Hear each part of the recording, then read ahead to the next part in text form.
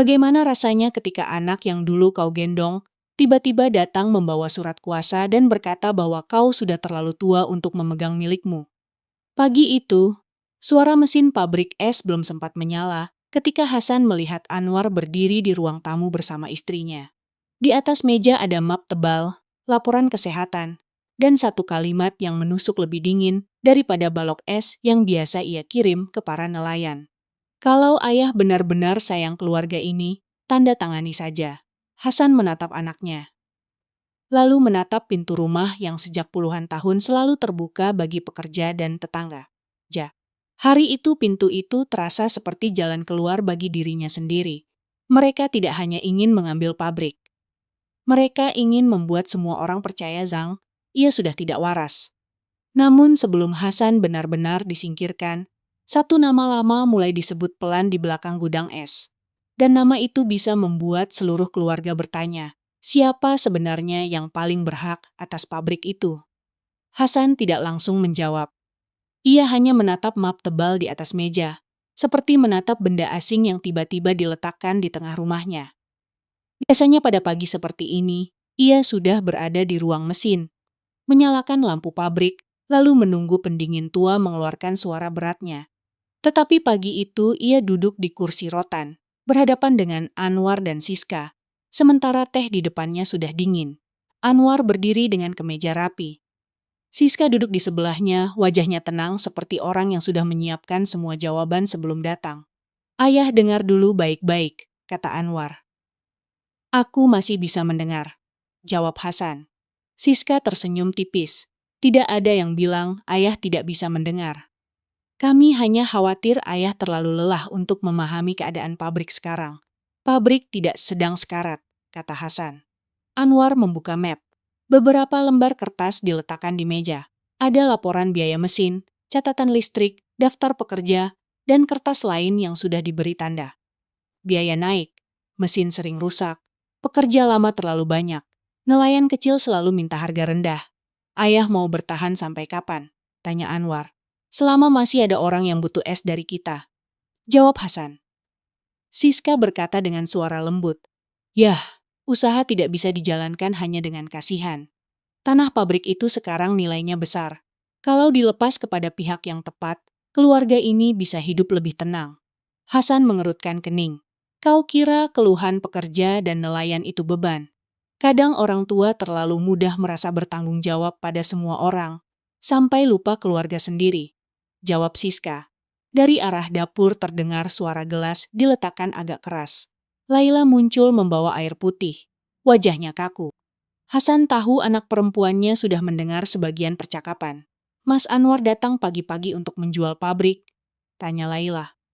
Anwar menoleh tajam. Kau tidak perlu ikut campur, ini urusan pabrik. Pabrik itu juga hidup ayah, jawab Laila. Justru karena itu kami ingin menyelamatkan ayah dari pabrik. Laila meletakkan gelas di meja. Diselamatkan dari apa? Dari pekerja yang sudah ikut ayah sejak muda? Dari nelayan yang tiap pagi antre membeli es? Anwar tertawa pendek. Kau bicara seperti orang yang paham usaha. Kau mengajar anak-anak mengaji di rumah. Aku yang berhadapan dengan rekening dan tagihan. Hasan mengangkat tangan, meminta Laila tidak membalas. Kalau ada masalah rekening, tunjukkan padaku pelan-pelan, kata Hasan.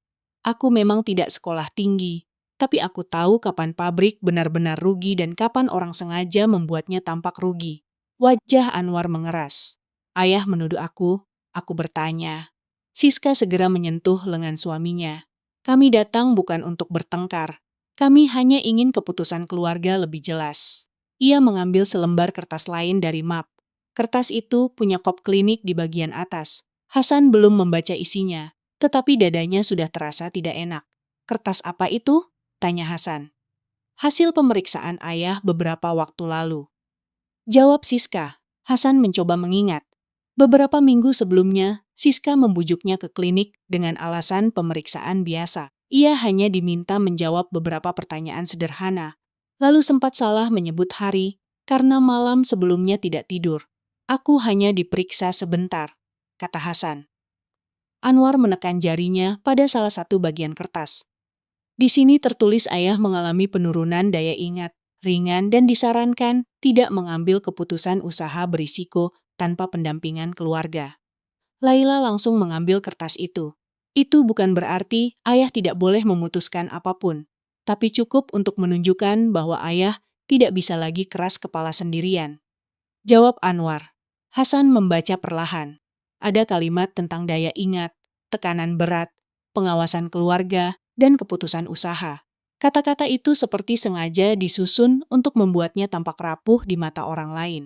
Jadi ini alasan kalian membawa aku ke klinik? Tanya Hasan. Siska memasang wajah terluka. Kami khawatir pada kesehatan ayah. Khawatir atau mencari alasan? Yah, suara Anwar meninggi. Laila berdiri di samping ayahnya. Mas, jangan bentak ayah. Aku tidak membentak. Aku bicara kenyataan. Kenyataan yang kalian susun sendiri. Jawab Laila. Anwar memukul meja dengan telapak tangan. Gelas bergetar. Hasan menatap tangan anaknya. Tangan itu dulu kecil, sering menggenggam ujung bajunya saat takut mendengar petir. Tangan itu kini menekan kertas untuk mengambil kuasa dari ayahnya sendiri. Cukup, kata Hasan. Ruangan diam. Ia meletakkan laporan kesehatan itu kembali ke meja. Kalian datang membawa kertas yang mengatakan aku tidak mampu. Kalian membawa hitungan yang mengatakan pabrik sekarat. Tapi dari tadi, aku belum mendengar kalian bertanya apa yang aku mau. Anwar mengusap wajahnya. Ayah selalu mau hal yang sama, menjaga pabrik, menjaga pekerja, menjaga nelayan. Tapi ayah lupa kami juga punya hidup. Apa hidupmu kurang karena pabrik itu? Tanya Hasan. Anwar menatap lantai sebentar, lalu rahangnya mengeras. Aku tidak mau terus dikenal sebagai keluarga pemilik pabrik tua yang lantainya becek, kata Anwar. Laila menatapnya tidak percaya. Jadi masalahnya bukan rugi. Mas malu. Aku ingin keluarga ini naik kelas. Jawab Anwar. Apa salah kalau tanah sebagus itu menjadi sesuatu yang lebih besar daripada gudang es bau amis? Wajah Hasan berubah. Cara Anwar menyebut tempat itu membuat dadanya perih. Pabrik itu memberi makan banyak mulut, kata Hasan, dan membuat kita terus terseret oleh orang-orang yang tidak pernah puas, balas Anwar. Siska menyelipkan suaranya dengan hati-hati. Kami tidak merendahkan siapapun, tapi pembeli sudah siap memberi penawaran yang sangat baik. Hasan menoleh cepat. Pembeli sudah siap. Anwar dan Siska sama-sama diam terlalu lama. Mas, sudah mencari pembeli? Tanya Laila. Anwar menutup salah satu berkas sebelum Laila sempat melihat. Kami hanya menjajaki kemungkinan. Kemungkinan atau kesepakatan? Tanya Hasan. Belum ada yang final. Kalau belum final, kenapa kau membawa surat kuasa? Anwar tidak menjawab. Di luar pagar, seorang pekerja pabrik berhenti sebentar. Begitu melihat suasana ruang tamu, ia menunduk dan pergi. Anwar kembali mendekat ke meja. Ayah perlu menunjuk aku sebagai pengurus penuh, supaya proses apapun tidak tersendat. Kita tidak bisa terus menunggu ayah mengingat, menimbang, lalu berubah pikiran. Aku belum pikun, kata Hasan. Kertas itu hanya menyarankan pendampingan, ujar Siska. Pendampingan yang membuat aku tidak bisa berkata tidak, jawab Hasan. Laila membaca laporan itu lagi. Ayah diperiksa berapa lama? Tidak lama, jawab Hasan. Aku diminta mengingat beberapa kata, menggambar bentuk. Lalu menjawab hari. Aku salah menyebut hari karena semalam tidak tidur. Laila menatap Anwar. Dari pemeriksaan seperti itu, kalian berani memakai kertas ini untuk membatasi ayah. Siska mulai kehilangan kelembutan. Laila, sayang, bukan berarti membiarkan orang tua memaksakan diri sampai jatuh sakit. Apa kau mau menunggu ayah jatuh di ruang mesin? Hasan menutup mata sebentar. Ia memang tidak sekuat dulu. Tetapi itu tidak membuatnya kehilangan hak untuk menentukan hidupnya sendiri.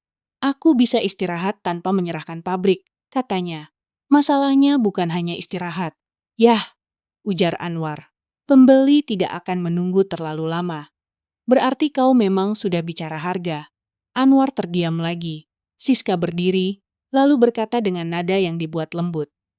Kami juga memikirkan tempat yang lebih baik untuk ayah. Ada rumah perawatan pribadi yang bagus. Bersih, tenang, ada perawat berjaga.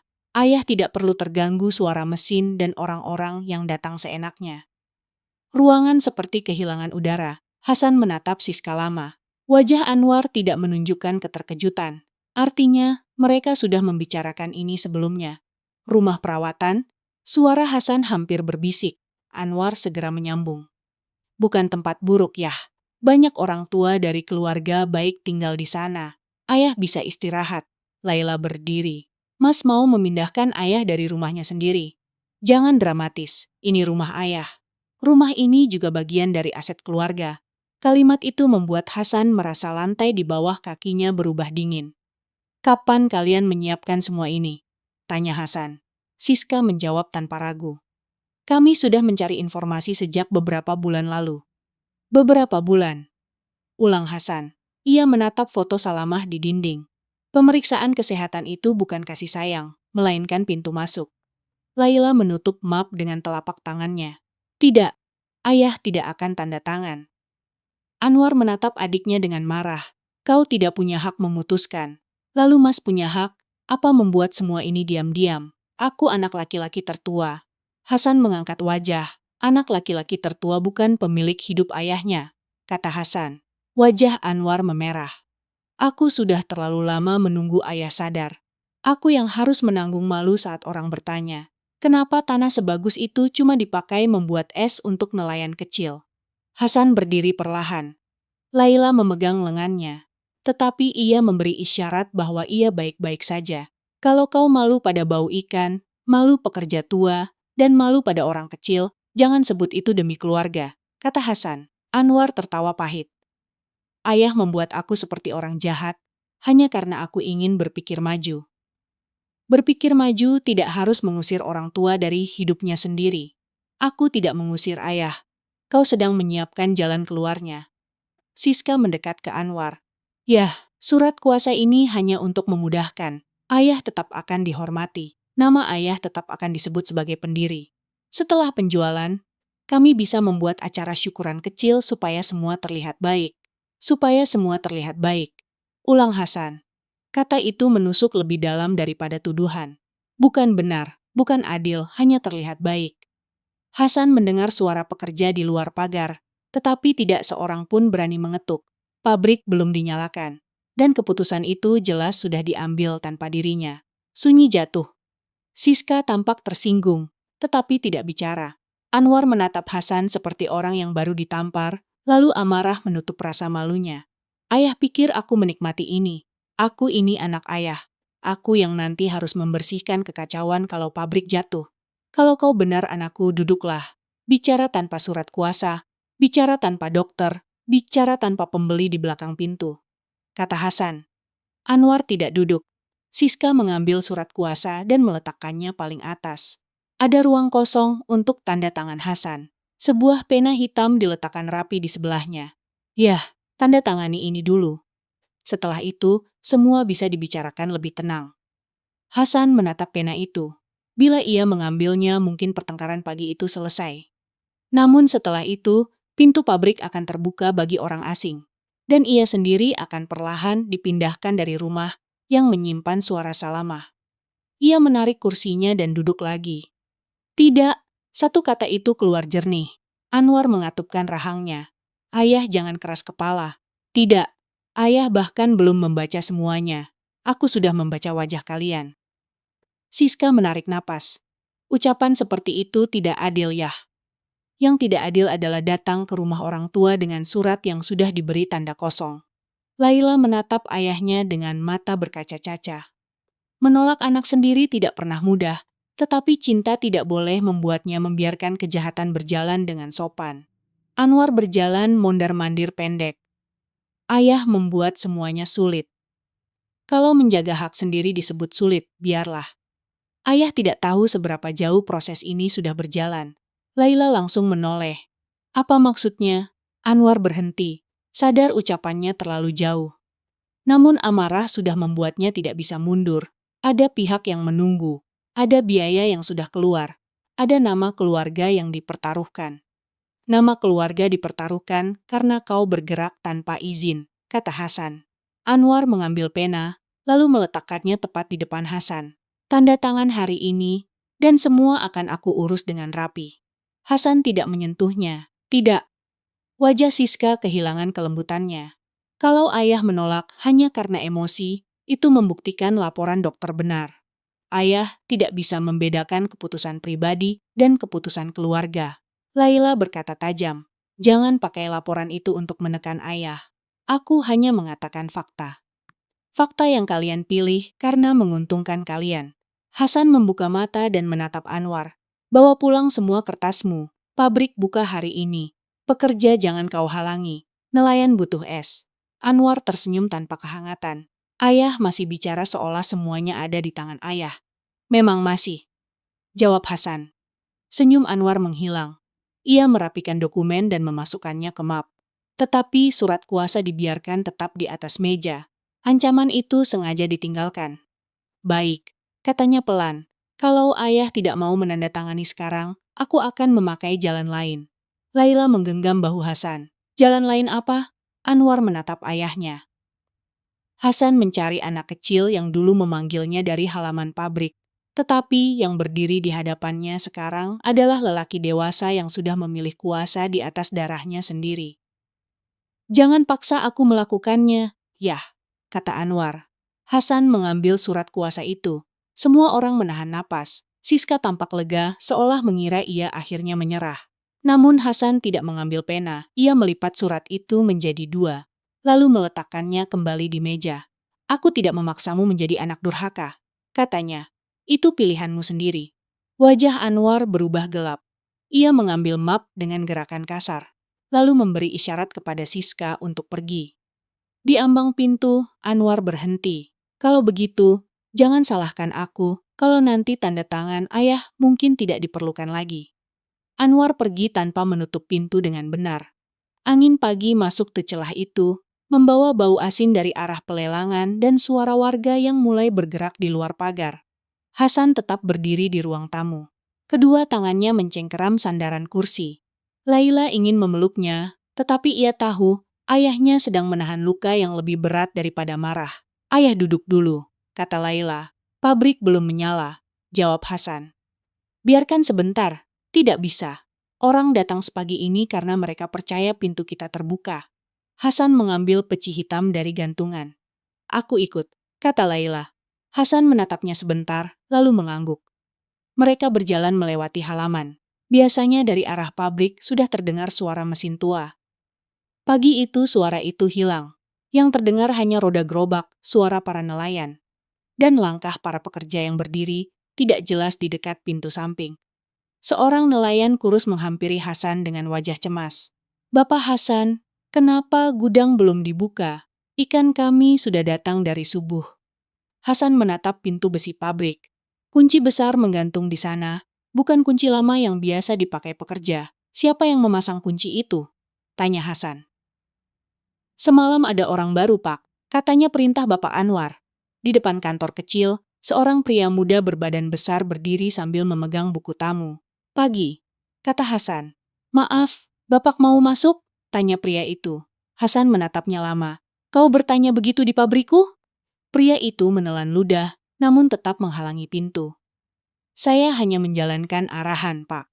Untuk sementara akses ruang kantor dan ruang mesin harus melalui persetujuan Bapak Anwar. Beberapa pekerja menunduk. Laila melangkah maju.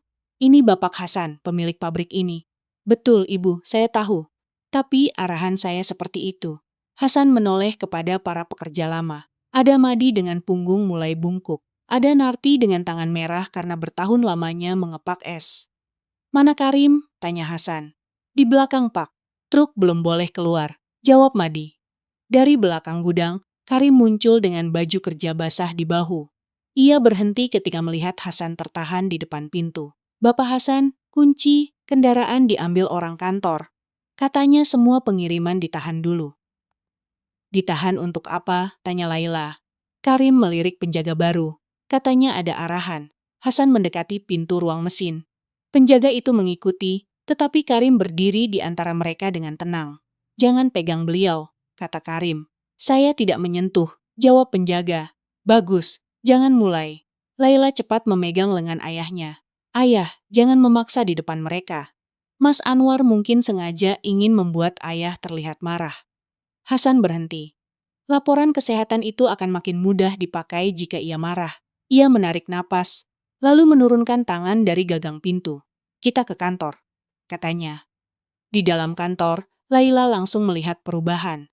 Kalender pabrik yang biasa berisi catatan harga es untuk nelayan kecil, diganti dengan papan putih bertuliskan jadwal kunjungan. Meja tua Hasan bergeser ke sudut. Hasan berdiri di ambang pintu, seperti tidak mengenali tempatnya sendiri. "Siapa yang memindahkan foto itu?" tanyanya. Tidak ada yang menjawab. Laila membuka laci meja lama ayahnya. Laci paling bawah kosong. Buku pembayaran bersampul coklat yang biasanya berisi nama perahu, jumlah es, dan catatan kelonggaran untuk nelayan kecil tidak ada. "Ayah, buku pembayaran hilang." Hasan mendekat cepat. "Buku coklat?" "Iya." Hasan membuka laci satu persatu. Buku itu bukan sekadar catatan uang. Jika buku itu hilang, riwayat utang dan keringanan para nelayan bisa dihapus begitu saja. "Siapa yang mengambil buku itu?" tanya Hasan kepada penjaga.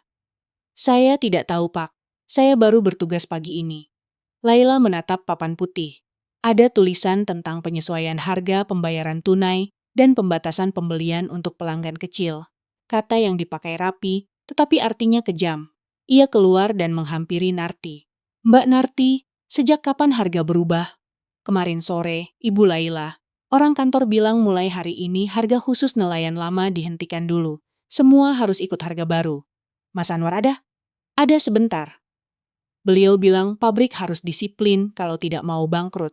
Seorang nelayan tua mendekat dengan peti ikan kecil di atas gerobak. "Bapak Hasan, kalau harga baru itu benar, kami tidak kuat. Semalam ombak buruk. Hasil sedikit. Kalau es mahal, kami rugi sebelum sampai pasar." Hasan menatap ikan kecil di dalam peti. Ia tahu ketakutan itu sebelum angka muncul di buku. "Selama aku masih berdiri di sini, kalian tidak akan dipaksa seperti itu," kata Hasan. Penjaga baru mengangkat telepon genggamnya dan mengetik cepat. Laila melihatnya. "Kau melapor ke siapa?" "Ke atasan saya, Ibu." "Atasanmu di pabrik ini siapa?" Pria itu diam. Karim mendekat kepada Hasan. "Pak, sebaiknya kita bicara di tempat lain. Ada banyak mata." Hasan mengikuti arah pandang Karim. Di dekat jalan masuk, sebuah mobil hitam terparkir dengan kaca gelap. Mesinnya hidup tetapi tidak ada yang turun. Ketika Hasan melangkah ke halaman depan, mobil itu bergerak pelan keluar pagar. "Calon pembeli?" bisik Laila. Hasan tidak menjawab. Anwar sudah membuka pintu bagi orang luar. Telepon Laila berdering. Nama Anwar muncul di layar. Laila menyalakan pengeras suara. "Laila, jangan bikin keributan di pabrik." Suara Anwar terdengar tanpa salam. Keributan dibuat orang yang mengganti kunci dan menaikkan harga tanpa bicara pada ayah. "Aku sedang merapikan usaha. Ayah, pulang dulu. Aku tidak mau beliau terpancing emosi di depan pekerja." Hasan mendekat ke telepon. "Aku di sini, War." "Henning, sebentar." "Ya, pulang. Nanti kita bicara. Kau menutup pintu ruang mesin dari ayahmu sendiri." "Itu untuk keamanan." "Keamanan siapa?" "Ada orang yang akan melihat lokasi hari ini. Aku tidak mau pabrik tampak kacau." Hasan menatap pekerja yang cemas, nelayan yang menunggu, dan pintu mesin yang terkunci. "Jadi pabrik harus tampak bersih dari pekerjanya sendiri?" tanyanya. Anwar menjawab dengan suara dingin. "Kalau ayah terus bicara seperti itu, orang akan makin yakin ayah tidak bisa berpikir jernih." Laila mematikan telepon sebelum ayahnya membalas. Ia takut itulah yang ditunggu kakaknya. Mendadak Narti berlari dari dekat gudang. "Bapak Hasan, listrik pendingin dimatikan." Hasan berbalik cepat. "Apa?" Madi menyusul dengan wajah panik. "Panel utama diturunkan, Pak. Orang baru bilang mesin tidak boleh dinyalakan sampai kunjungan selesai." Hasan berjalan ke ruang mesin. Di depan pintu, dua petugas baru berdiri. "Buka," kata Hasan. "Maaf, Pak.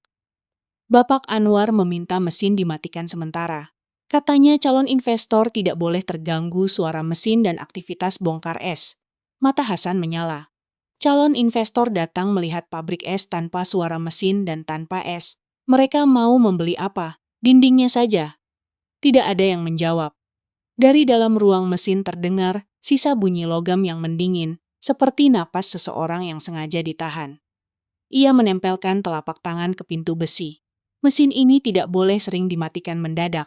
Kalian tahu risikonya?" Petugas itu hanya saling pandang. Karim maju pelan. Pak, mereka ingin Bapak marah. Hasan terdiam, napasnya berat. Laila mendekat.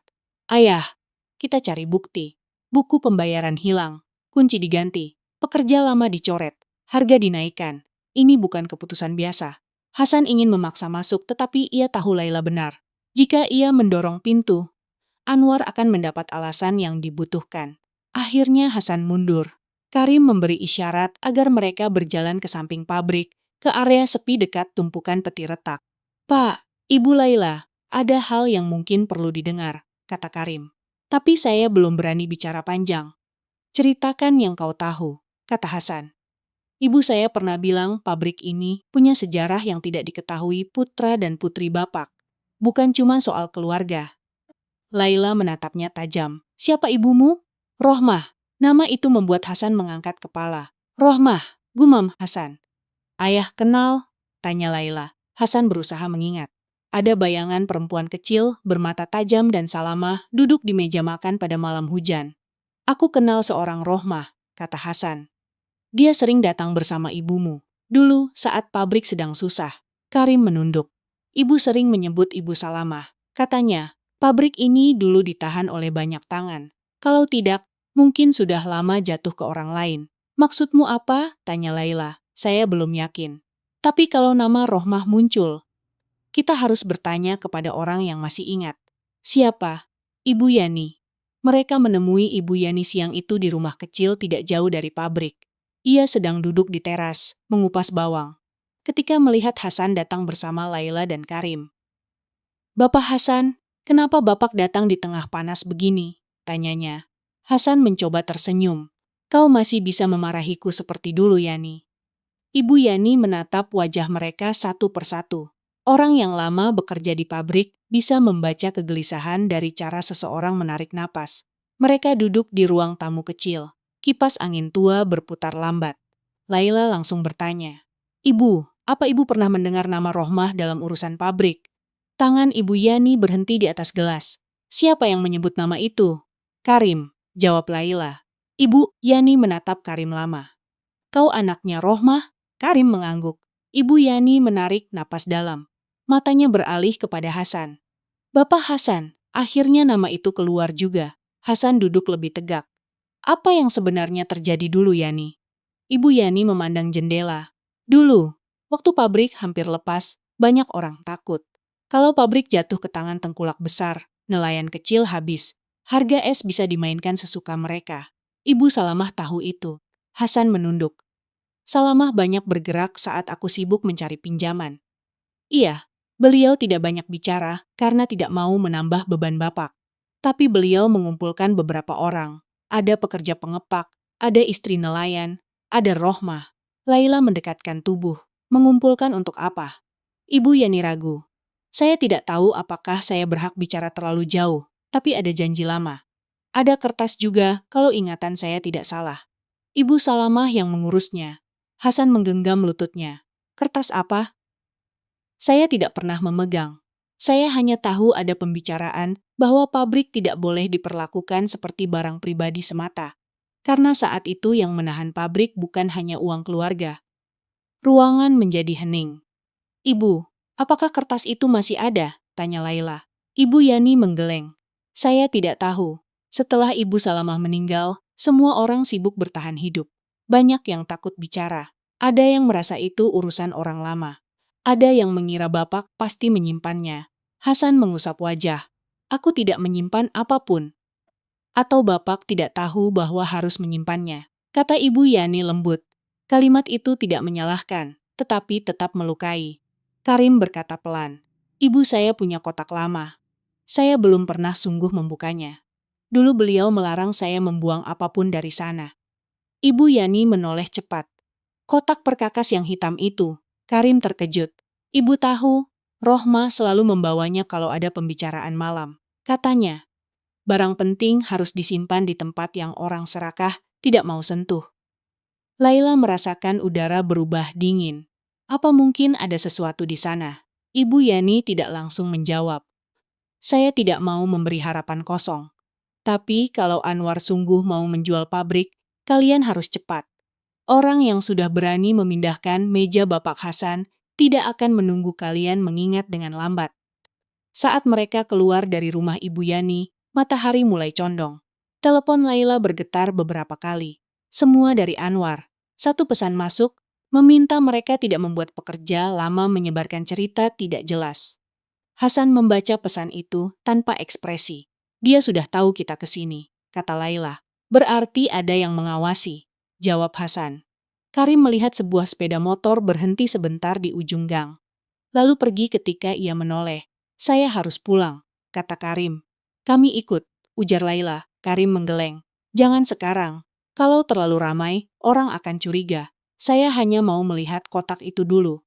Hasan menatapnya serius. Kalau ada sesuatu di sana, jangan sembunyikan.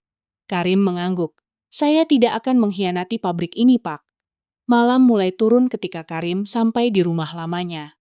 Rumah itu kecil, tetapi kamar belakang masih seperti saat ibunya hidup. Bau kayu tua dan kain tersimpan memenuhi ruangan. Ia menyalakan lampu kuning yang redup, lalu membuka lemari rendah di sudut kamar. Di bagian paling bawah, tertutup kain batik pudar, ada kotak perkakas hitam yang sudah lama tidak disentuh. Karim mengangkat kotak itu ke lantai. Debu menempel di jarinya. Gembok kecil masih menggantung di bagian depan. Ia merogoh laci, mencari kunci yang dulu selalu disimpan ibunya dalam kaleng biskuit. Tangannya berhenti ketika menemukan kunci kecil berkarat. Untuk beberapa saat ia hanya duduk diam, menatap kotak itu seperti menatap mulut masa lalu yang akan terbuka. Lalu, dengan napas tertahan, Karim memasukkan kunci ke lubang gembok dan memutarnya pelan. Gembok itu berbunyi kecil, tetapi bagi Karim suara itu terasa seperti sesuatu yang pecah di dalam dadanya. Tutup kotak terangkat sedikit, lalu bau besi tua, minyak mesin, dan kain lembab keluar pelan dari dalamnya. Selama bertahun-tahun, kotak itu hanya menjadi benda hitam di sudut kamar. Peninggalan seorang ibu yang tidak pernah banyak bicara tentang masa lalu. Di lapisan paling atas, ada kain putih yang sudah menguning. Di bawahnya tersusun beberapa perkakas kecil dan gulungan benang jahit. Di dasar kotak, ia menemukan buku catatan bersampul kain coklat, amplop tebal yang diikat tali, foto lama yang sudutnya hampir patah. Dalam foto itu, beberapa perempuan berdiri di depan bangunan pabrik yang belum selesai diperbaiki. Salah satunya adalah ibunya, Rohmah, masih muda, berdiri dengan wajah tegas. Di sebelahnya ada Salamah, istri Hasan, memegang map tipis di dada. Ibu, apa yang kau simpan selama ini? Bisiknya. Buku catatan itu berat oleh kertas tambahan yang diselipkan di antara halaman. Tulisannya rapi dan kecil. Karim membaca perlahan. Ada catatan tentang mesin yang hampir disita. Ada nama para perempuan yang menyerahkan gelang, cincin, tabungan, bahkan hasil penjualan perahu kecil. Ada kalimat yang membuat dadanya sesak, bahwa pabrik harus tetap berdiri agar nelayan kecil tidak diperas orang besar. Di halaman berikutnya, tangan Karim berhenti. Ada tanda terima lama, kertasnya rapuh, tetapi tulisan dan capnya masih terlihat. Nama Rohmah tertulis di sana sebagai salah satu pemberi dana penyelamat, bukan sebagai pekerja biasa, bukan sebagai orang yang sekadar membantu membawa makanan ketika rapat malam. Karim membuka amplop tebal. Di dalamnya ada salinan surat perjanjian yang dilipat berulang kali. Ia membaca kalimat demi kalimat dengan napas tertahan. Pabrik es itu tidak boleh dijual atau dipindahkan kepada pihak luar tanpa musyawarah dan persetujuan wakil pekerja lama, serta keluarga yang ikut menyelamatkan pabrik pada masa sulit. Ia membaca lagi, takut salah.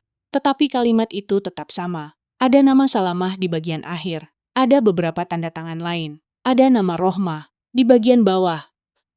Ada catatan bahwa sebagian keuntungan pabrik harus tetap menjaga harga es agar nelayan kecil tidak jatuh ke tangan tengkulak besar. Karim menutup matanya. Selama ini ia mengira ibunya hanya pekerja yang setia. Ternyata ibunya pernah berdiri di garis depan untuk menahan pabrik itu tetap hidup. Ia mengambil telepon genggamnya dengan tangan gemetar, lalu menelepon Laila. Panggilan kedua baru tersambung. Karim. Suara Laila terdengar pelan. Ibu Laila, saya menemukan sesuatu. Apa? Saya tidak berani menjelaskan lewat telepon. Tapi ini tentang Ibu Salamah, Ibu Rohmah, dan pabrik. Kau di rumah? Iya. Kalau bisa, datang sekarang. Jangan ramai-ramai. Aku akan datang. Jangan sendirian. Bawa Bapak Hasan kalau beliau kuat. Karim menutup telepon, lalu mematikan lampu depan rumah. Tidak lama kemudian, Laila datang bersama Hasan. Mereka berjalan kaki dari ujung gang agar tidak terlalu menarik perhatian. Hasan tampak lelah, tetapi matanya sadar dan keras. Karim mengunci pintu, menutup tirai, lalu membawa mereka ke kamar belakang. Begitu Hasan melihat foto di atas lantai, langkahnya terhenti. Itu Salamah, katanya pelan. Laila berlutut di dekat foto. Ayah pernah melihat foto ini. Hasan menggeleng. Tidak. Karim memberikan buku catatan kepada Laila lebih dulu. Ibu saya menulis semuanya. Saya tidak tahu kenapa beliau tidak pernah memberitahu saya. Laila membuka halaman demi halaman.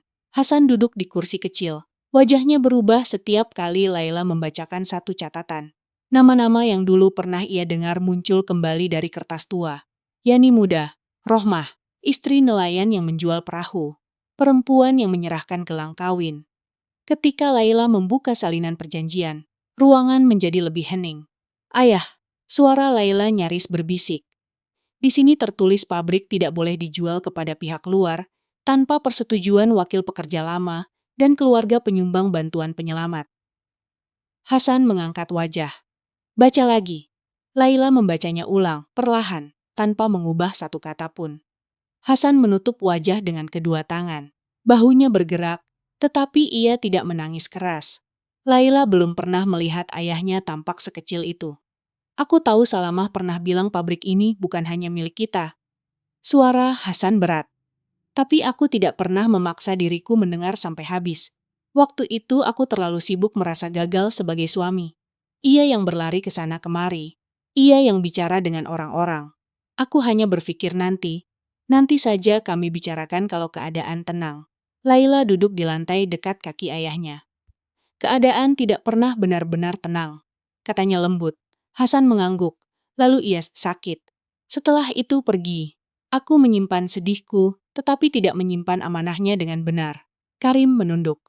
Jangan salahkan diri sendiri, Bapak. Ibu saya juga menyimpan ini diam-diam. Karim, ibumu lebih setia pada pabrik ini daripada banyak orang yang membawa nama keluargaku, kata Hasan. Laila membaca bagian akhir perjanjian. Ada kalimat tentang harga es untuk nelayan kecil. Ada bagian tentang pekerja lama yang tidak boleh dibuang begitu saja ketika pengelola berganti. Tulisan itu halus, tetapi tegas. Ini tidak cukup untuk langsung menghentikan Anwar kalau dia sudah membawa notaris dan pembeli, kata Laila. Tapi cukup untuk membuat proses itu dipertanyakan. Kita perlu salinan yang aman, kata Hasan. Besok pagi aku akan menyalin di tempat yang bisa dipercaya, jawab Laila. Yang asli tetap di tangan Karim dulu.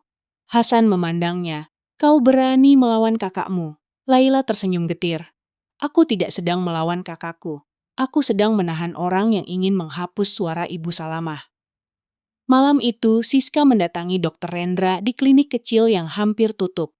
Ia baru menerima kabar bahwa Hasan, Laila, dan Karim mulai mencari cerita lama. Wajahnya tenang, tetapi suaranya membawa tekanan. Laporan itu masih terlalu lunak, kata Siska. Bapak Hasan menolak surat kuasa dan membuat suasana pabrik gaduh. Dr. Rendra menghela napas. Saya tidak bisa menulis sesuatu yang tidak saya percaya. Kami tidak meminta dokter menyatakan beliau gila. Kami hanya perlu penegasan bahwa beliau perlu pendampingan penuh dalam urusan usaha. Itu bisa disalahgunakan. Siska mendekat satu langkah. Saya ingat siapa yang membantu ketika klinik ini hampir kehilangan izin karena masalah administrasi. Jangan membuat saya merasa kebaikan kami tidak dihargai. Wajah Dr. Rendra mengeras. Ia tahu ancaman ketika mendengarnya. Saya perlu waktu. Kami tidak punya waktu. Pembeli menunggu kepastian. Surat tambahan itu harus siap sebelum rapat besar. Siska mengeluarkan map tipis dan menyerahkannya. Tulis bahwa Bapak Hasan menunjukkan sikap menolak saran medis, mudah tersulut emosi dalam urusan usaha, dan sebaiknya keputusan penting didampingi keluarga inti. Tidak perlu lebih dari itu. Dr. Rendra tidak langsung mengambil map itu. Kalau nanti beliau dirugikan, beliau akan dirawat dengan baik. Dirawat atau disingkirkan, mata Siska menajam. Hati-hati, dokter.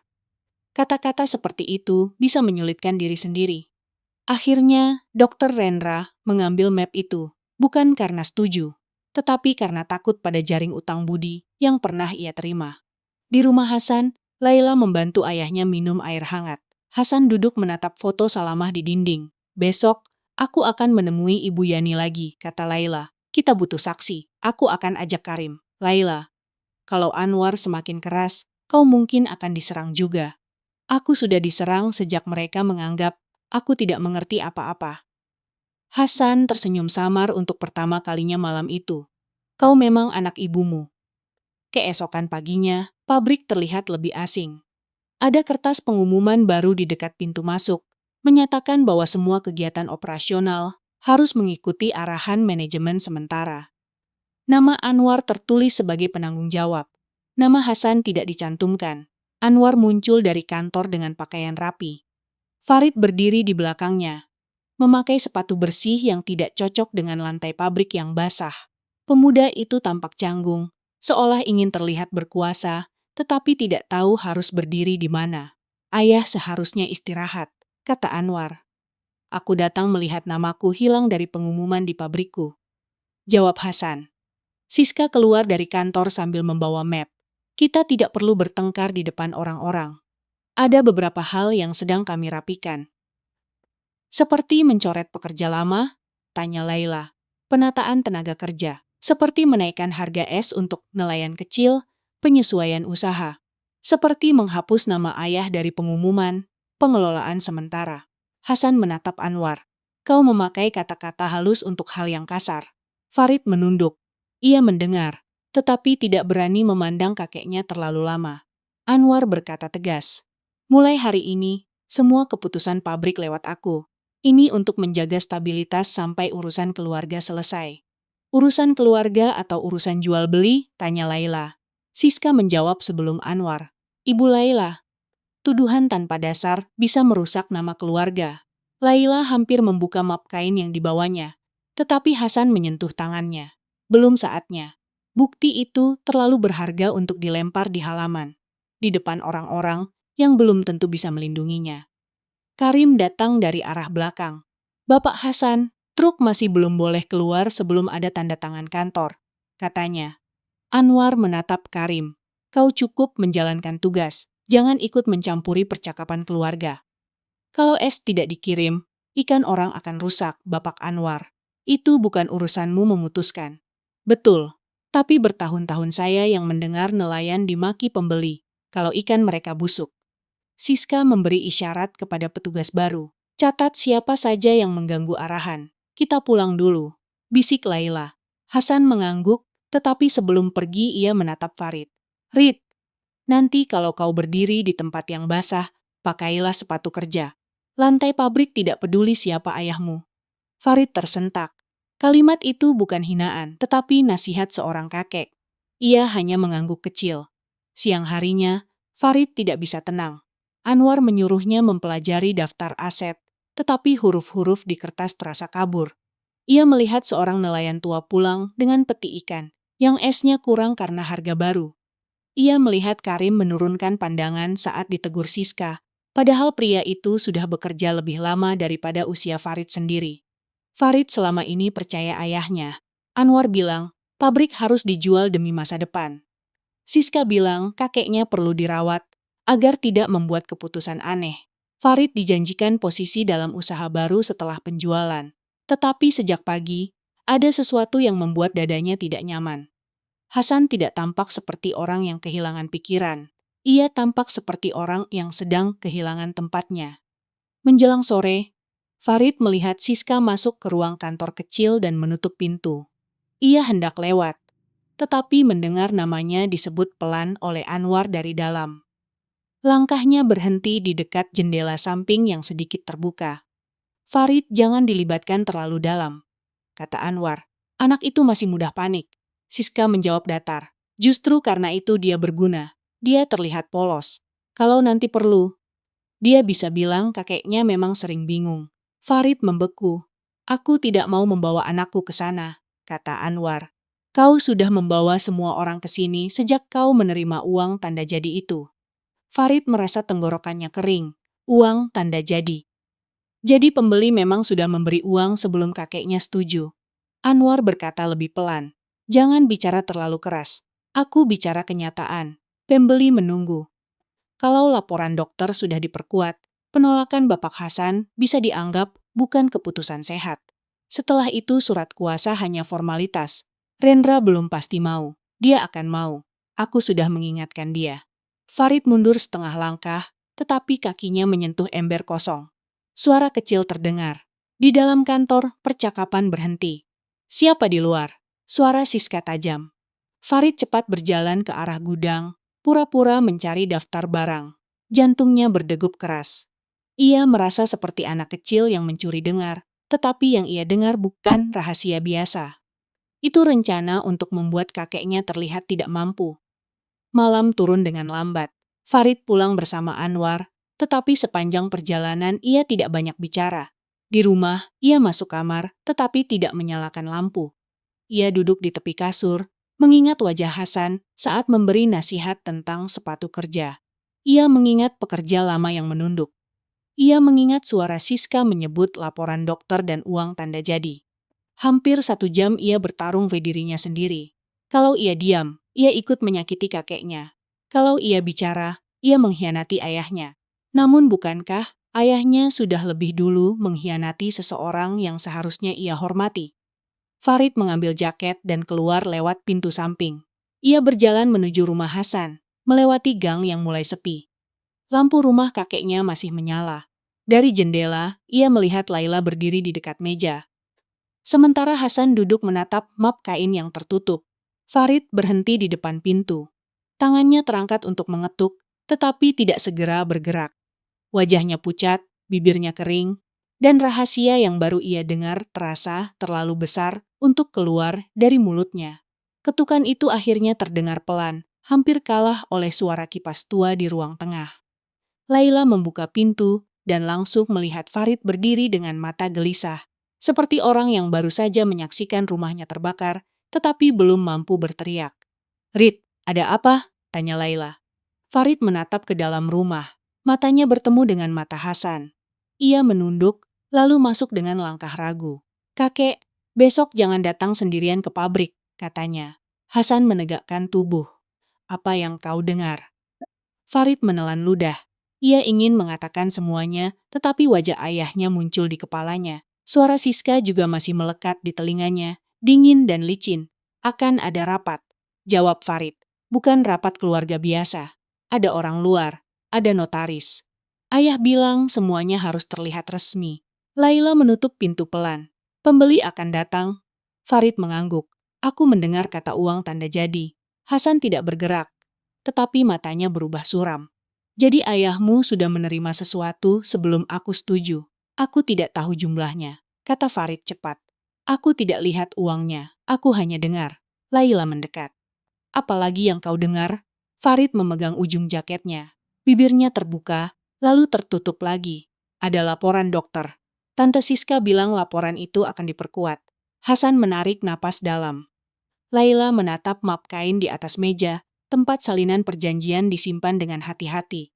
"Rid, kau harus bilang yang sebenarnya besok," kata Laila. Farid mundur setengah langkah. "Kalau aku bicara, ayah akan menganggap aku mengkhianati dia." Hasan berdiri perlahan. "Farid, kalau belum siap bicara, jangan berjanji. Tapi jangan berbohong." Mata Farid memerah. Ia mengangguk kecil.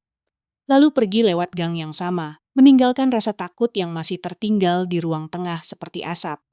Malam itu Hasan dan Laila tidak tidur. Mereka membaca ulang salinan perjanjian, buku catatan Rohmah, dan tanda terima yang mulai rapuh. Karim datang menjelang tengah malam, membawa amplop baru berisi salinan yang dibuat diam-diam. "Yang asli tetap saya simpan," kata Karim. "Kalau besok ada yang merampas, kita masih punya salinan lain." "Bu Yani bersedia datang?" tanya Laila.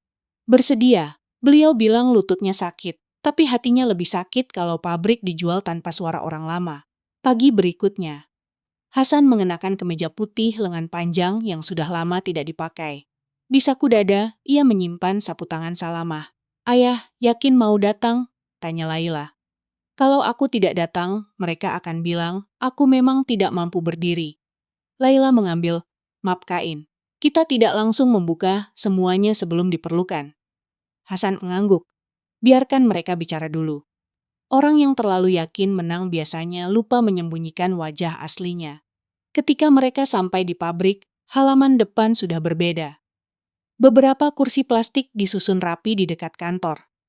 Mobil-mobil yang tidak biasa terlihat terparkir di luar pagar. Para pekerja lama berdiri berkelompok di samping gudang, tidak dipanggil masuk, tetapi juga tidak mau pergi. Nelayan kecil menunggu di pinggir jalan dengan peti kosong, seolah hari itu bukan hanya tentang es, tetapi nasib mereka. Anwar berdiri di depan kantor dengan jas tipis. Siska di sampingnya, memakai baju rapi dan senyum yang terlalu tenang. Di dekat meja panjang, ada seorang notaris perempuan, 2 orang pembeli dari perusahaan penyimpanan dingin, dan beberapa kerabat. Ketika Hasan masuk halaman, suara bisik-bisik berhenti sebentar. Anwar berjalan menghampiri ayahnya. Ayah seharusnya memberitahu kalau mau datang. Aku bisa menyiapkan kursi yang lebih nyaman. Ini pabrikku, aku tidak perlu mengabari kalau ingin masuk. Senyum Anwar menipis. Kita jaga suasana, Yah, banyak tamu. Tamu siapa? Tanya Hasan. Siska cepat menyambung. Tamu keluarga. Mereka hanya ingin mendengar penjelasan. Hasan menatap mobil pembeli. Keluarga kita sekarang memakai mobil perusahaan. Tidak ada yang tertawa. Laila berdiri di samping ayahnya, memegang map kain erat-erat. Anwar membawa Hasan ke dalam kantor. Kursi tua milik Hasan diletakkan di sudut, sementara kursi utama di belakang meja ditempati Anwar. Hasan melihatnya, lalu memilih duduk di kursi kayu dekat dinding.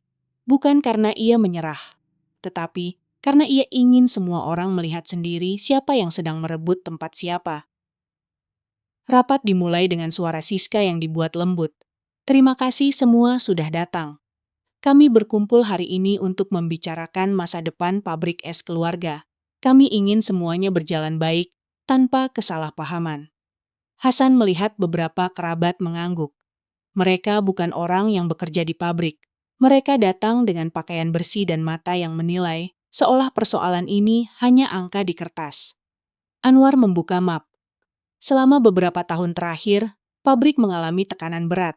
Biaya listrik naik, mesin tua, pekerja tidak efisien, dan pola usaha lama tidak cocok lagi dengan perkembangan daerah. Madi yang berdiri di luar jendela menundukkan kepala. Narti menggenggam ujung kainnya. Anwar melanjutkan. Karena itu, sebagai anak tertua, aku merasa punya tanggung jawab mencari jalan terbaik. Ada pihak yang siap mengambil alih aset ini dengan nilai yang pantas. Dengan begitu, keluarga tidak lagi terbebani dan ayah bisa beristirahat. Hasan tetap diam. Salah satu kerabat berkata, War, kalau memang demi kebaikan semua, kenapa Bapak Hasan belum tanda tangan? Anwar menghela napas, seolah pertanyaan itu membuatnya sedih. Itulah yang sulit. Kondisi ayah belakangan tidak stabil. Beliau sering menolak saran, mudah tersinggung, dan tidak bisa lagi melihat persoalan usaha secara jernih. Laila langsung menatapnya, tetapi Hasan memberi isyarat agar ia menahan diri. Siska mengeluarkan selembar laporan. Kami tidak ingin membuka hal pribadi, tetapi demi kejelasan. Ada catatan medis yang menyarankan agar keputusan besar ayah didampingi keluarga inti. Notaris itu mengangkat wajah. Apakah Bapak Hasan memiliki wali hukum resmi? Anwar agak terhenti. Belum sejauh itu. Tetapi kami sedang mengarah ke pendampingan keluarga. Hasan akhirnya bicara. Pendampingan itu artinya aku boleh berbicara, atau hanya boleh duduk sementara kalian memakai namaku? Ruangan diam. Anwar tersenyum kaku. Ayah, tolong jangan membuat suasana seperti ini. Suasana seperti apa? Suasana ketika orang tua masih punya suara? Siska menunduk sebentar, lalu berkata dengan nada sabar. Ya, tidak ada yang mengambil suara ayah. Kami hanya ingin mencegah keputusan emosional. Hasan memandang notaris. Ibu, apakah menolak menjual pabrik sendiri termasuk penyakit? Notaris tampak tidak nyaman. Bukan begitu, Pak. Saya hanya perlu memastikan semua pihak memahami proses. Pembeli yang lebih tua berdeham. Kami datang dengan niat baik. Kami percaya keluarga sudah sepakat secara prinsip. Kalau belum, Tentu, kami tidak ingin masuk terlalu jauh. Kata sepakat secara prinsip membuat Hasan menoleh kepada Anwar. Kapan prinsipku kau pinjam? Wajah Anwar menegang. Ayah selalu mempersulit. Karena kau selalu berjalan di belakangku. Siska berkata lebih tajam. Bapak Hasan, kami mohon Bapak tidak mempermalukan keluarga di depan tamu. Hasan menatapnya. Keluarga dipermalukan bukan oleh orang tua yang bertanya, tapi oleh anak yang membawa pembeli sebelum mendapat restu. Di luar kantor, suara beberapa nelayan terdengar setuju pelan. Anwar berdiri. Yang di luar tidak berkepentingan masuk ke rapat keluarga. Pintu kantor tiba-tiba diketuk. Tanpa menunggu jawaban, Laila membukanya lebih lebar. Bu Yani berdiri di sana dengan tongkat kayu. Di belakangnya ada Karim, Madi Narti, dan beberapa nelayan kecil. Mereka tidak masuk berdesakan, hanya berdiri di ambang dan halaman, tetapi kehadiran mereka membuat ruang sempit itu terasa berubah. Anwar menatap Laila. Apa-apaan ini? Laila menjawab tenang. Kalau rapat ini membicarakan pabrik, orang-orang yang hidupnya ikut ditaruh di sini berhak mendengar. Siska berdiri. Tidak, ini urusan keluarga. Bu Yani mengetukkan tongkatnya sekali ke lantai. Dulu waktu pabrik hampir tutup, kalian juga bilang ini urusan keluarga. Tapi saat butuh tangan, kalian datang kepada kami. Ruangan menahan napas. Hasan menatap Bu Yani dengan mata berkaca-kaca. Anwar mengerutkan dahi. Bu Yani, saya hormat pada ibu, tapi jangan membawa cerita lama yang tidak jelas. Justru karena terlalu lama tidak dijelaskan. Sekarang anak-anak berani menjualnya seolah pabrik ini lahir dari kantong mereka sendiri. Siska tertawa kecil. Ini tidak pantas. Kita sedang membicarakan dokumen hukum, bukan kenangan. Karim maju satu langkah. Di tangannya ada amplop coklat. Kalau mau dokumen, saya membawa dokumen. Anwar menatap Karim seperti melihat pegawai yang lupa tempat. Kau sopir pengantar es. Jangan bermain drama di sini. Karim tidak marah. Ia hanya membuka amplop dengan hati-hati. Benar, saya sopir. Saya mengantar es sejak remaja. Tapi ibu saya bukan hanya orang yang berdiri di belakang gudang. Namanya Rohmah. Nama itu membuat Bu Yani menunduk, lalu mengangguk pelan. Karim meletakkan foto lama di meja. Salama dan Rohmah terlihat berdiri di depan pabrik tua. Hasan menyentuh tepi foto itu dengan jari gemetar. Lihat baik-baik, kata Karim. Saat pabrik hampir jatuh, Ibu Salamah tidak hanya meminjam doa dari orang-orang. Ada pekerja dan keluarga nelayan yang menyerahkan barang berharga. Ibu saya salah satunya. Anwar memandangi foto itu dengan kesal. Foto lama tidak membuktikan kepemilikan. Karim mengangguk. Betul. Karena itu, saya membawa catatan. Ia membuka buku Rohmah. Beberapa halaman disalin. Beberapa tanda terima diletakkan di sampingnya. Notaris secara naluriah mendekat. Laila memberikan salinan perjanjian kepada notaris. Tolong dibaca. Ini salinan dari dokumen lama yang disimpan keluarga Rohmah. Di bagian bawah ada tanda tangan Ibu Salamah dan beberapa saksi. Siska langsung menyela. Kertas tua seperti itu bisa dibuat siapa saja. Bu Yani menatapnya dingin. Kalau kertas itu palsu, kenapa wajahmu lebih pucat daripada kertasnya? Beberapa orang menahan napas. Siska menggenggam mapnya lebih keras. Notaris membaca beberapa baris. Wajahnya berubah serius. Di sini ada klausul tentang persetujuan wakil pekerja lama dan keluarga penyumbang bantuan penyelamat sebelum pengalihan kepada pihak luar. Pembeli yang lebih muda langsung menoleh kepada Anwar. Pak Anwar, ini tidak disebutkan dalam pembicaraan awal. Anwar berdiri kaku. Itu dokumen lama yang belum tentu berlaku. Karim berkata, mungkin benar perlu diperiksa. Tapi selama belum diperiksa, kenapa Bapak berani menerima tamu seolah semuanya bersih? Kata menerima membuat Farid yang berdiri di belakang pintu menegang. Ia sejak tadi datang diam-diam, tidak berani duduk di dekat ayahnya. Anwar melihat anaknya, lalu memberi tatapan agar Farid diam. Siska mengambil alih. Kami tidak bisa menghentikan rencana besar hanya karena sopir membawa cerita ibunya. Karim menatap Siska. Saya tidak meminta ibu percaya pada cerita saya. Saya hanya meminta ibu tidak menghapus nama orang-orang yang dulu menolong pabrik ini. Hasan berdiri. Untuk sesaat, semua orang melihat tubuh tuanya yang sedikit membungkuk, namun suaranya keluar jelas. Anwar, kau bilang pabrik ini beban. Kau bilang pekerja terlalu banyak. Kau bilang nelayan kecil membuat usaha tidak maju. Hari ini kau lihat mereka berdiri di luar, karena mereka tahu ada sesuatu yang sedang dicabut dari hidup mereka. Anwar menjawab keras. Ayah memakai mereka untuk menekan aku. Kau yang menekan mereka lebih dulu. Salah satu kerabat mencoba menengahi. Mungkin dokumen ini bisa dicek dulu, tidak perlu saling menyalahkan. Bu Yani tiba-tiba berkata, ada satu hal lagi. Karim menoleh cepat. Laila juga. Mereka belum sempat membicarakan bagian itu. Bu Yani memandang Anwar dengan mata tua yang tidak lagi takut. Dulu ada dana sosial kecil dari pabrik. Bukan besar, tapi cukup untuk membantu anak-anak pekerja dan keluarga pabrik. Ada juga satu anak keluarga Hasan yang sekolahnya pernah dibantu dari dana itu. Anwar langsung membentak. Cukup, Bu. Ruangan membeku. Karim membuka halaman lain dari buku catatan Rohmah. Tangannya gemetar, bukan karena takut, tetapi karena ia tahu kalimat berikutnya akan melukai orang yang masih dipanggil anak oleh Hasan. Di buku ibu, saya ada catatan pembayaran biaya sekolah. Nama penerima tertulis jelas. Anwar Baswedan. Siska menatap Anwar.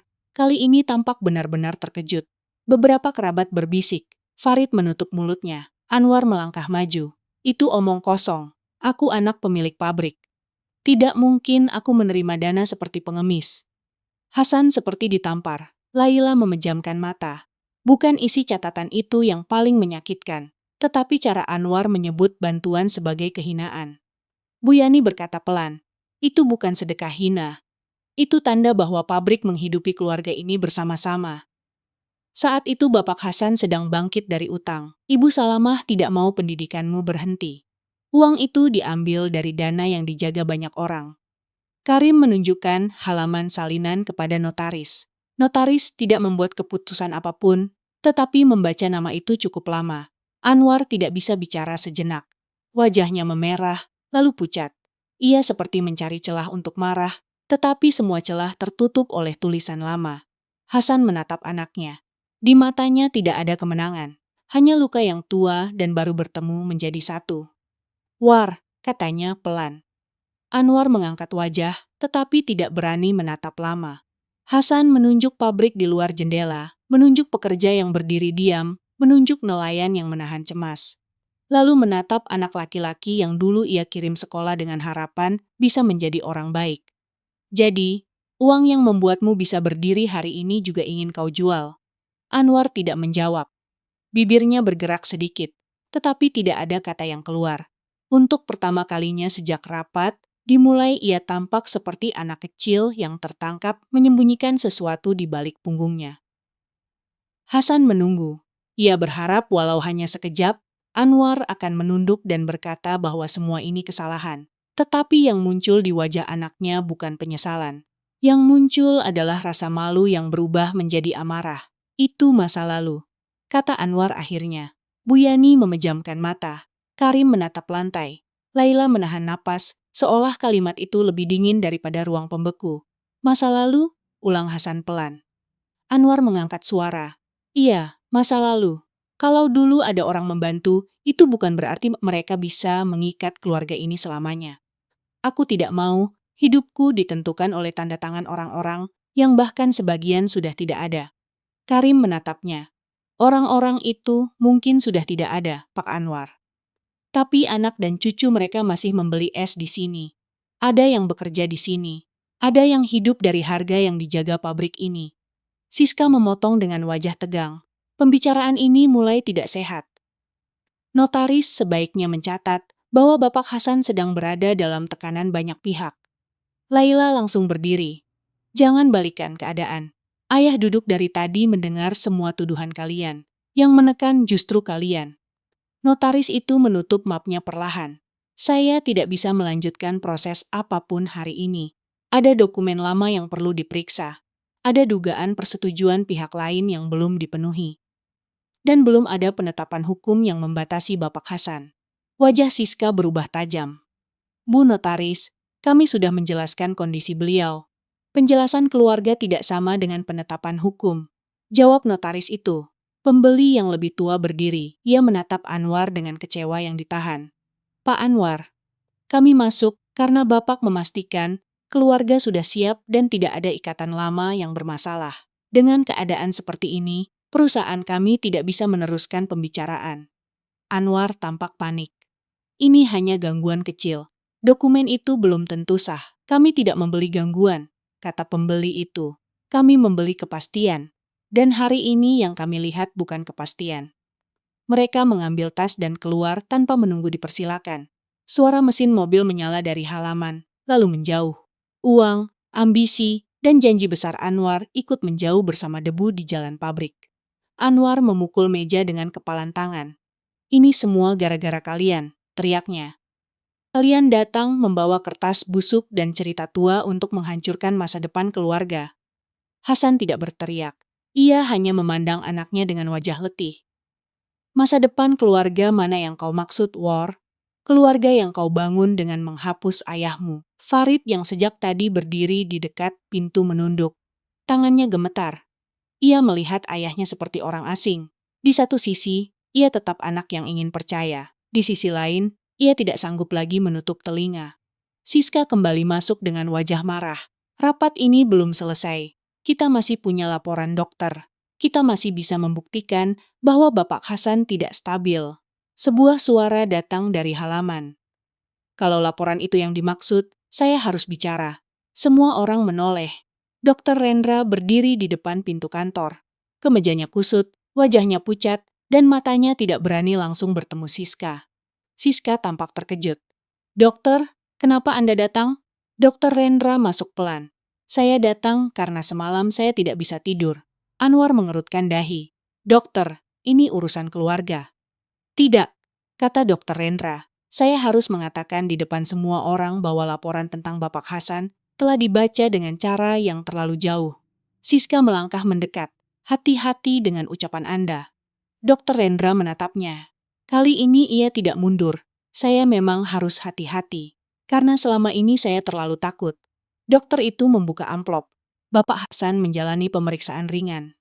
Ada kelelahan, ada tekanan pikiran, dan ada beberapa keluhan usia.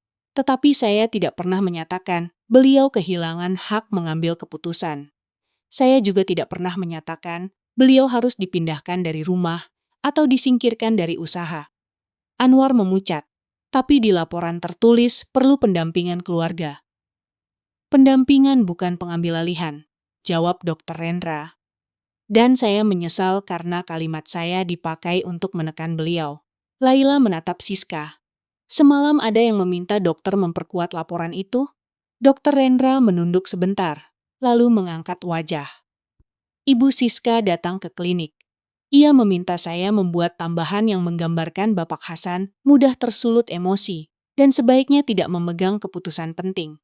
Saya belum menandatangani tambahan itu, dan saya tidak akan menandatanganinya. Siska tertawa kering. Anda salah paham. Saya hanya meminta penjelasan medis. Farid tiba-tiba berkata dari dekat pintu. Tidak, Tante. Semua mata beralih kepadanya. Anwar menatap anaknya dengan wajah keras. Farid, diam. Farid menggigit bibir. Matanya basah, tetapi kali ini ia tidak mundur. Aku mendengar Tante bicara dengan ayah kemarin. Tante bilang, kalau laporan dokter diperkuat, penolakan kakek bisa dianggap bukan keputusan sehat. Tante juga menyebut uang tanda jadi. Anwar melangkah cepat. Cukup. Farid terkejut tetapi tetap berdiri. Aku tidak mau berbohong lagi. Ayah, aku dengar sendiri. Siska menatap Farid seolah ingin menelannya hidup-hidup. Kamu anak kecil yang tidak mengerti pembicaraan orang dewasa. Aku memang belum mengerti semua, jawab Farid. Tapi aku mengerti ketika orang tua dibuat terlihat sakit supaya tanda tangannya tidak diperlukan. Kalimat itu jatuh seperti batu besar di tengah ruangan. Beberapa kerabat yang tadi diam mulai saling pandang. Tidak ada lagi yang bisa berpura-pura bahwa ini kesalahpahaman. Hasan menutup mata sebentar. Kesaksian Farid tidak membuatnya lega. Justru hatinya lebih sakit karena cucunya harus berdiri melawan ayahnya sendiri. Anwar memandang Farid lama. Kau memilih mereka. Farid menggeleng pelan. Aku memilih tidak ikut menyakiti kakek. Anwar seperti ingin membalas, tetapi tidak ada kata yang cukup kuat. Amarahnya sudah kehilangan tempat berlindung. Notaris berdiri. Rapat ini saya hentikan. Semua rencana pengalihan harus ditunda sampai dokumen lama diperiksa dan status kewenangan pengurus jelas. Siska duduk kembali dengan wajah kaku. Ia seperti orang yang baru menyadari bahwa semua pintu yang ia siapkan telah terkunci dari luar. Anwar menatap Hasan. Ayah puas sekarang. Di depan semua orang aku dipermalukan. Hasan memandang anaknya dengan mata sedih. Kau mempermalukan dirimu sendiri saat kau mengira ayahmu bisa dipindahkan seperti mesin rusak. Anwar mengepalkan tangan. Aku melakukan ini karena aku lelah hidup di bawah bayangan pabrik. Kalau kau lelah, kau bisa pergi, kata Hasan. Tapi kau tidak berhak membakar rumah orang lain hanya karena kau tidak suka baunya. Hasan mengambil map kain dari tangan Laila. Ia mengeluarkan salinan perjanjian, lalu meletakkannya di meja. Selama ini aku salah. Aku mengira pabrik ini warisan keluarga yang harus kujaga untuk anak-anakku. Hari ini aku belajar. Pabrik ini juga amanah dari orang-orang yang tidak pernah menaruh nama besar di depan pintu. Ia membuka buku catatan Rohmah. Di antara halaman tengah ada selembar kertas kecil yang terselip di belakang foto Salamah. Tulisan di sana berbeda dari tulisan Rohmah. Hasan mengenalinya seketika. Tangannya gemetar saat membuka lipatan. Apa itu, Ayah? Tanya Laila. Hasan mencoba membaca, tetapi suaranya tersangkut. Laila mengambil kertas itu dengan izin, lalu membacanya pelan. Kalau suatu hari, pabrik ini membuat anak-anak kita merasa lebih tinggi daripada orang kecil. Ingatkan mereka bahwa ES yang dingin tidak boleh membekukan hati. Pabrik ini harus menjadi pelindung, bukan tangga untuk menginjak orang lain. Hasan menutup matanya. Salamah seperti kembali berdiri di sana, bukan sebagai bayangan yang lemah, tetapi sebagai suara yang selama ini menunggu dibuka dari lipatan kertas tua. Aku gagal mendengar pesanmu saat kau masih hidup, bisik Hasas. Laila menggenggam tangan ayahnya. Belum terlambat, Ayah. Hasan mengangkat wajah. Kelelahan masih ada, tetapi matanya tidak lagi ragu. Mulai hari ini, aku mencabut semua kuasa tidak tertulis yang dipakai Anwar atas nama pabrik. Tidak ada penjualan, tidak ada pengalihan, tidak ada pemindahan pekerja tanpa musyawarah, tidak ada perubahan harga untuk nelayan kecil tanpa alasan yang dibuka di depan orang-orang yang terkena dampaknya. Anwar tertawa pahit. Ayah pikir bisa begitu saja, aku anakmu. Karena kau anakku, aku tidak akan menyeretmu ke jalan yang lebih hina hari ini, kata Hasan. Tapi mulai hari ini, kau tidak memegang kendali pabrik. Siska berdiri. Ini keputusan emosional. Hasan menatapnya.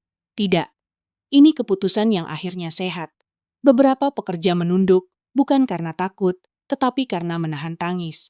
Karim memegang buku ibunya dengan kedua tangan. Hasan melanjutkan. Bu Yani, Karim, Laila, dan beberapa wakil nelayan akan duduk bersama denganku. Kita akan menyusun pengelolaan baru. Pabrik ini tetap milik keluarga dalam surat, tetapi jalan hidupnya harus mengikuti amanah lama. Kalau perlu dibuat badan bersama agar hak orang-orang yang dulu menolong tidak dihapus lagi, kita buat. Notaris yang masih berdiri mengangguk pelan. Itu bisa dipelajari secara resmi. Anwar menatap Laila. Kau puas? Kau akhirnya mengambil tempatku. Laila menggeleng. Aku tidak mengambil tempat siapapun. Aku hanya tidak mau ayah dikubur hidup-hidup oleh ambisi kita sendiri. Farid berjalan pelan mendekati Hasan. Kakek, maaf. Hasan menatap cucunya. Farid menunduk, seperti menunggu hukuman. Kau takut, tapi kau tetap bicara, kata Hasan. Itu tidak menghapus semuanya, tapi itu awal yang baik. Farid menangis tanpa suara. Anwar melihat anaknya menangis di depan Hasan. Untuk sesaat wajahnya retak. Namun Siska menyentuh lengannya, mengingatkan ia untuk tetap keras. Ia menepis tangan itu, tetapi tidak berkata apa-apa. Sore itu, mesin pabrik dinyalakan kembali. Hasan sendiri meminta Karim membuka ruang mesin. Petugas baru sudah pergi setelah Anwar tidak memberi perintah lagi. Madi menarik tuas dengan hati-hati. Mesin tua batuk sebentar, lalu mengeluarkan suara berat yang lama dirindukan halaman itu. Suara itu membuat beberapa nelayan tersenyum. Narti menempelkan telapak tangan ke dada. Bu Yani duduk di kursi dekat pintu. Menangis pelan seperti mendengar seseorang pulang dari perjalanan jauh. Hasan berdiri di depan mesin. Udara dingin menyentuh wajahnya. Laila di sampingnya, Karim sedikit di belakang, dan Farid berdiri ragu di dekat pintu. Anwar tidak ikut masuk. Ia berdiri di halaman, menatap bangunan pabrik dengan wajah kosong. Siska sudah pergi lebih dulu, membawa kemarahan yang tidak lagi punya panggung. Hasan melihat anaknya dari jauh. Ada bagian dalam hatinya yang ingin memanggil Anwar pulang, tetapi ada bagian lain yang tahu bahwa pulang tidak sama dengan dibiarkan berkuasa lagi. Beberapa hari kemudian, pabrik mulai dibersihkan dari pengumuman palsu. Harga es untuk nelayan kecil dikembalikan. Laila membuat catatan baru dengan saksi dari pekerja dan nelayan.